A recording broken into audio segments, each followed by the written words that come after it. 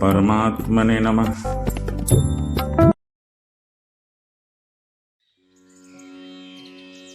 मार्कंडेय जी ने कहा कि जब रुचि इस प्रकार अपने पितरों की स्तुति किए तो सहसा एक बहुत बड़ा तेज पुंज उनके सामने प्रकट हुआ जो संपूर्ण आकाश में व्याप्त था। समस्त संसार को व्याप्त करके स्थित हुए उस महान तेज को देखकर रुचि ने पृथ्वी पर घुटने टेक दिए और इस स्त्रोत का ज्ञान किया।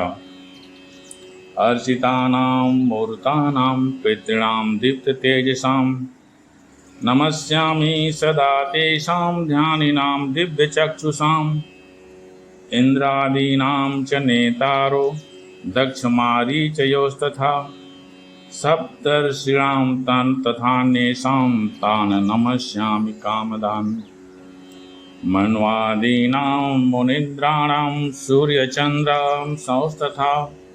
तान् नमस्यामहं सर्वाणां पितॄन् सुदधावपि नक्षत्राणां ग्रहाणां च वायग्नोर्नभवस्तथा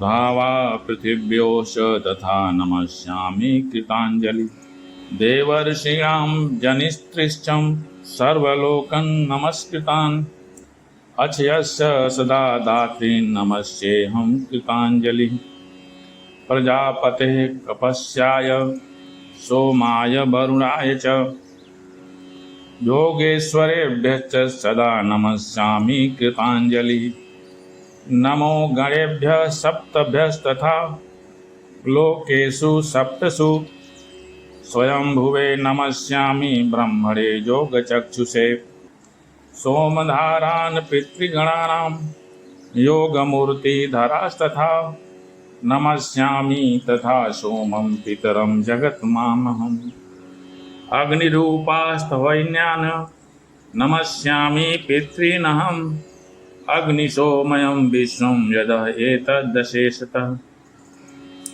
ये तु तेजसि ये चैते सोमसूर्याग्निमूर्तयः जगत्स्वरूपिणाश्चैव तथा ब्रह्मस्वरूपिणः एभ्यो अखिलेभ्यो योगिभ्यः पितृभ्यो यतमानसः नमो नमो नमस्ते मे प्रसीदन्तु स्वधामुजः।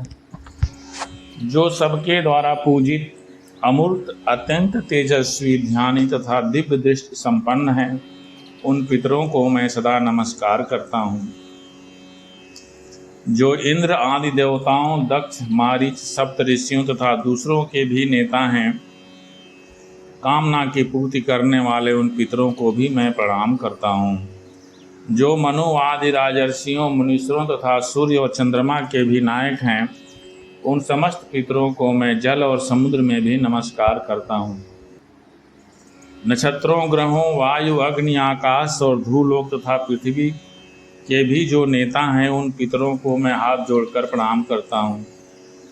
जो देवर्षियों के जन्मदाता समस्त लोकों द्वारा वंदित तथा सदा अक्षय फल के दाता हैं उन पितरों को मैं हाथ जोड़कर प्रणाम करता हूँ।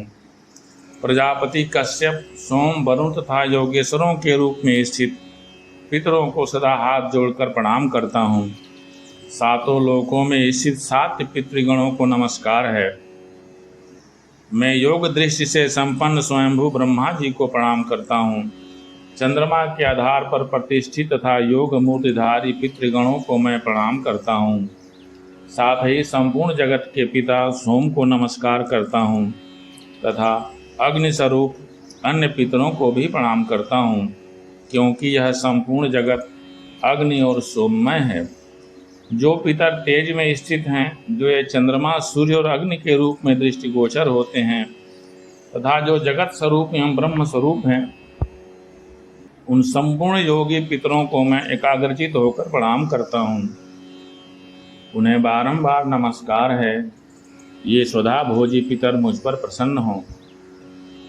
इस प्रकार रुचि के स्तुति करने पर ये पितर दसों दिशाओं को प्रकाशित करते हुए उस तेज से बाहर निकले। रुचि ने जो फूल चंदन और अनेक प्रकार के जो समर्पित करने के लिए सामग्री लाए थे उन्होंने समर्पित कर दिया। उन सब से विभूषित होकर वे पितर सामने खड़े दिखाई दिए। तब रुचि ने हाथ जोड़कर पुनः भक्तिपूर्वक उन्हें प्रणाम किया और बड़े आदर के साथ अलग अलग कहा, आपको नमस्कार है, आपको नमस्कार है। इससे प्रसन्न होकर पितरों ने मुनि श्रेष्ठ रुचि से कहा, बस तुम कोई वर मांगो।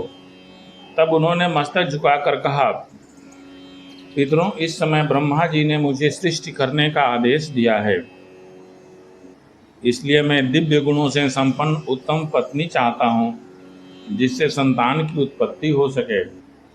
पितरों ने कहा, बस यही इसी समय तुम्हें अत्यंत मनोहर पत्नी प्राप्त होगी और उसके गर्भ से तुम्हें मनु संज्ञक उत्तम पुत्र की प्राप्ति होगी। वह बुद्धिमान पुत्र मनवंतर का स्वामी होगा और तुम्हारे ही नाम पर तीनों लोकों में रोच के नाम से उसकी ख्याति होगी। उसके भी महाबलवान और पराक्रमी बहुत से महात्मा पुत्र होंगे जो इस पृथ्वी का पालन करेंगे। धर्मज्ञ, तुम भी प्रजापति होकर 4 प्रकार की प्रजा उत्पन्न करोगे और फिर अपना अधिकार क्षीण होने पर सिद्धि को प्राप्त होगे।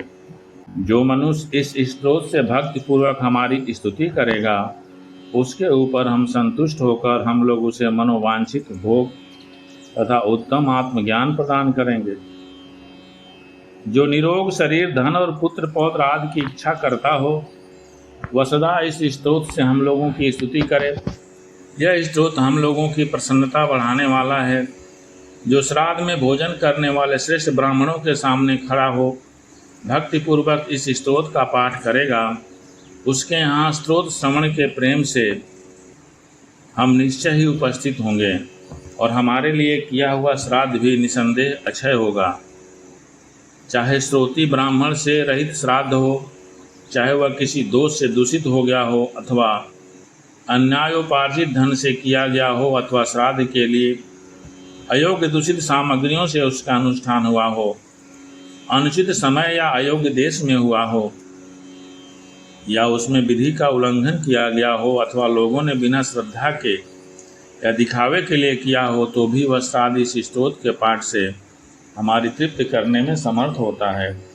हमें सुख देने वाला यह स्तोत्र जहाँ श्राद्ध में पढ़ा जाता है, वहाँ हम लोगों को 12 वर्षों तक बनी रहने वाली तृप्ति प्राप्त होती है। यह स्तोत्र हेमंत ऋतु में श्राद्ध के अवसर पर सुनाने से हमें 12 वर्षों के लिए तृप्ति प्रदान करता है। इसी प्रकार से इसी ऋतु में यह कल्याणमय स्तोत्र हमें 24 वर्षों तक तृप्तिकारक होता है। बसंत ऋतु के श्राद्ध में सुनाने पर 16 वर्षों तक तृप्तिकारक होता है तथा ग्रीष्म ऋतु में पढ़े जाने पर उतने ही वर्षों तक तृप्ति साधक होता है। हे रुचे, वर्षा ऋतु में किया हुआ श्राद्ध यदि किसी अंग से विकल हो तो भी इस स्तोत्र के पाठ से पूर्ण होता है और इस श्राद्ध से हमें अक्षय तृप्ति होती है। शरत काल में भी श्राद्ध के अवसर पर यदि इसका पाठ हो तो हमें 15 वर्षों तक के लिए तृप्ति प्रदान करता है। और जिस घर में यह स्तोत्र सदा लिख कर रखा जाता है, वहाँ श्राद्ध करने पर हमारी निश्चय ही उपस्थिति होती है। अतः महाभाग, श्राद्ध में भोजन करने वाले ब्राह्मणों के सामने तुम्हें यह स्तोत्र अवश्य सुनाना चाहिए, क्योंकि यह हमारी पुष्टि करने वाला है। कौशिक जी तदनंतर रुचि के समीप उसी नदी के भीतर से एक सुंदर अप्सरा प्रमलोचा प्रकट हुई और महात्मा से मधुर वाणी में बोली, हे तपस्वियों में श्रेष्ठ रुचि, मेरी एक परम सुंदरी कन्या है जो वरुण के पुत्र महात्मा पुष्कर से उत्पन्न हुई है। मैं उस सुंदरी कन्या को तुम्हें पत्नी बनाने के लिए देती हूँ, उसे ग्रहण करो और उससे जो तुम्हारा पुत्र महाबुद्धिमान मनु का जन्म होगा। तब रुचि ने तथास्तु कहकर उसकी बात स्वीकार कर ली और इसके बाद प्रमलोचा ने अपनी कन्या मालिनी को जल के बाहर प्रकट किया। मुनि श्रेष्ठ रुचि ने महर्षियों को बुलाकर नदी के तट पर उसका विधि पूर्वक पानी ग्रहण किया और उसी से महापराक्रमी परम बुद्धिमान पुत्र का जन्म हुआ, जो इस भूमंडल में पिता के नाम पर रौच मनु के नाम से ही विख्यात हुए। उनके मनवंतर में जो देवता सप्त ऋषि तथा मनु पुत्र नृपगण होने वाले हैं, उन सब के नाम तुम्हें बतलाए जा चुके हैं। हम इस मनवंतर की कथा सुनने पर मनुष्यों के धर्म की वृद्धि, आरोग्य की प्राप्ति तथा धन धान्य और पुत्र की उत्पत्ति होती है, इसमें तनिक भी संदेह नहीं है। हे महामुने, पितरों का स्तवन तथा उनके भिन्न भिन्न गणों का वर्णन सुनकर मनुष्य इन्हीं के प्रसाद से संपूर्ण कामनाओं को प्राप्त करता है। जय माता।